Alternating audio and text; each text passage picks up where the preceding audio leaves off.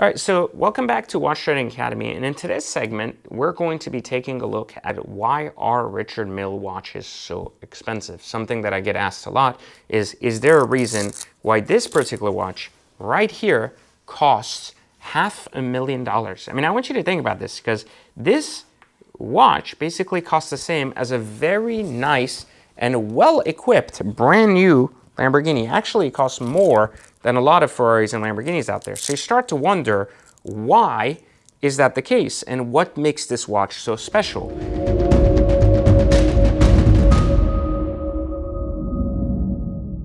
And reality is nothing. It's actually not that special at all. It actually isn't even that exciting, right? Is it? I mean, it's kind of cool, but I don't know, $500,000 cool? I mean, yeah, I don't know. But anyways, so today we're going to analyze the market on Richard Mille watches and why specifically they are significantly more expensive than some of their competitors out there, especially watches that have a lot more heritage and are a lot easier to kind of understand why they're overpriced and overvalued. But somehow Richard Mille has made an incredible impact in the world of watches by really bringing in an innovative product and enabling it to gain so much momentum at such an early stage. But there are some warning signs because we've seen things like this happen before with Franck Mueller and other innovative designers who have brought a great design without much substance to market, and the market originally ate it up only to watch it fail and go down in flames at pennies on the dollar. Will the same happen to Richard Mille watches?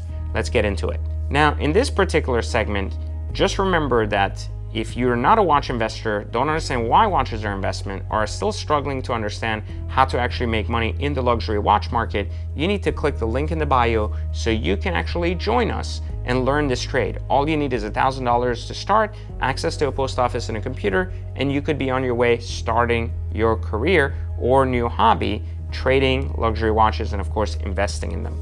You know, when I think of some of the major, more common watches outside of Richard Mille that are going to have more popularity in the long term, I think of PATEK as one of those watches. A lot of heritage, a lot of pricing going up. This PATEK was about $70,000 in white gold, and it's now up about $250,000.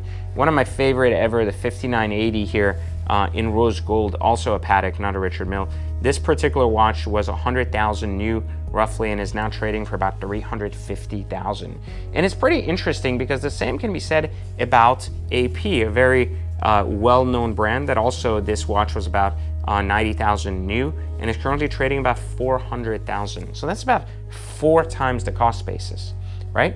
And now it takes us to this Richard Mille here, which is basically an RM30 that was trading right around the 100K and currently trading around $300,000. So you might be wondering, wow, these are some pretty big numbers, but what about this Bubba Watson that was trading new for 105,000 and currently, you ready for this? I don't think you're ready for this, $450,000.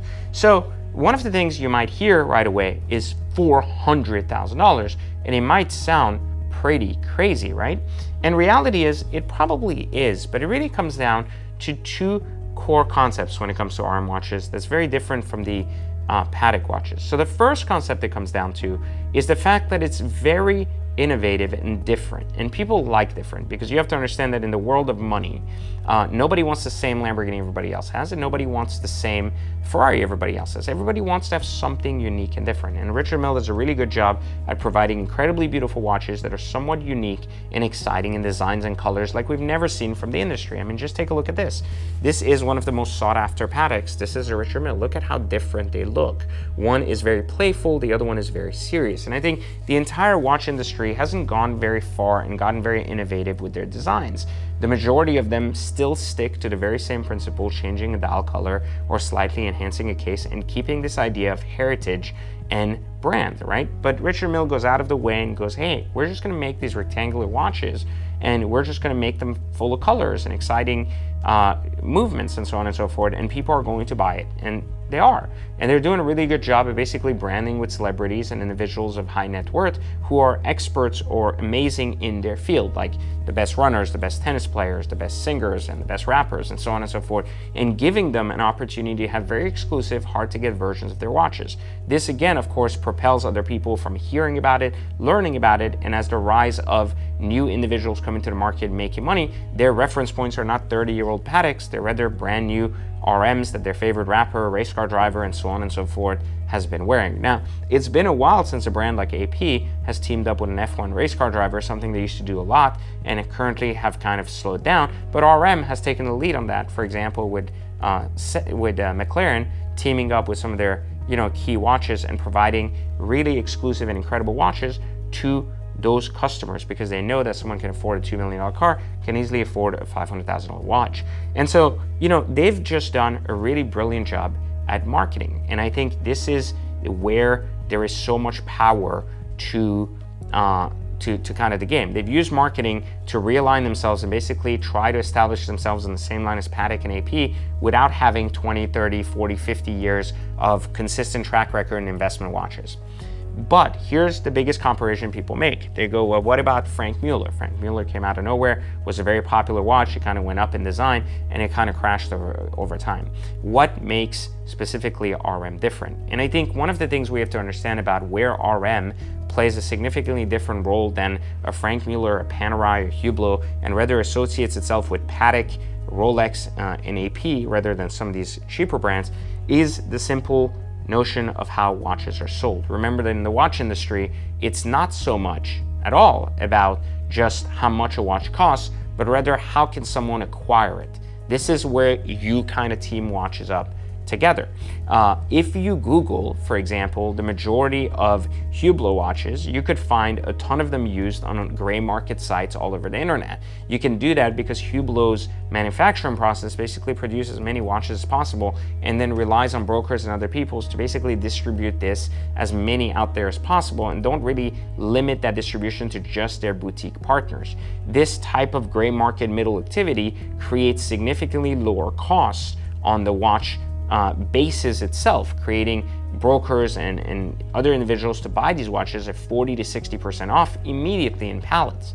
However, with manufacturers like AP, Patek, and so on and so forth, this inventory is strictly limited to their boutiques and strictly based on the performance of such boutiques. So even boutiques, and based on the highly limited supply ratio, will only get one or two of these most exclusive pieces, limiting them for most collectors and people who will work their way up to those pieces, right?